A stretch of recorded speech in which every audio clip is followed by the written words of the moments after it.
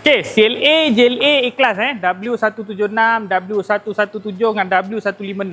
Macam aku pernah cerita sebelum ni lah. Okey, untuk mengatakan korang model 3 biji ni CLA, JLA A-Class aku bagi tahu tadi ni, 3 biji ni, enjin dan gearbox dia sama tau. Sama sebiji.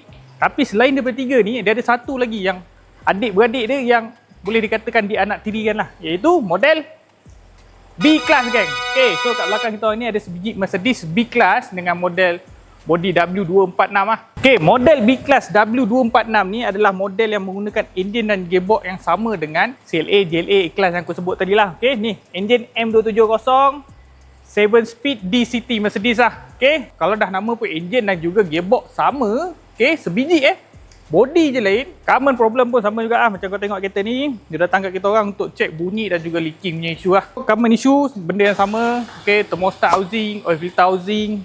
Okey, macam ni bunyi, idling punya bunyi selalunya ni lah. Macam ni, tengok ni.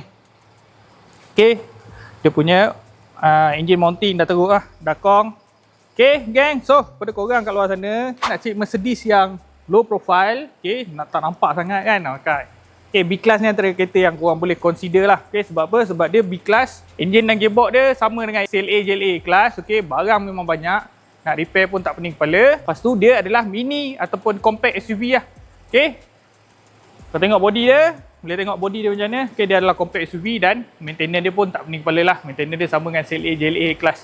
Okay, cuma bentuk dia mungkin kurang menarik perhatian orang lah. Tapi, dia letak lambang dia Mercedes lah. Kepada korang pengguna-pengguna Mercedes, okay, tak kisah lah. CLA, JLA, A-Class, B-Class, C-Class, E-Class, S-Class, Higher Class, Super Class. Tak kisahlah apa model sekalipun kepada korang, owner-owner Mercedes yang berada berhampiran Putrajaya dan juga Cyberjaya lah. Boleh roger kita orang Transmatic Autobahn, kita orang buka daripada Sabtu sampai hari Khamis geng.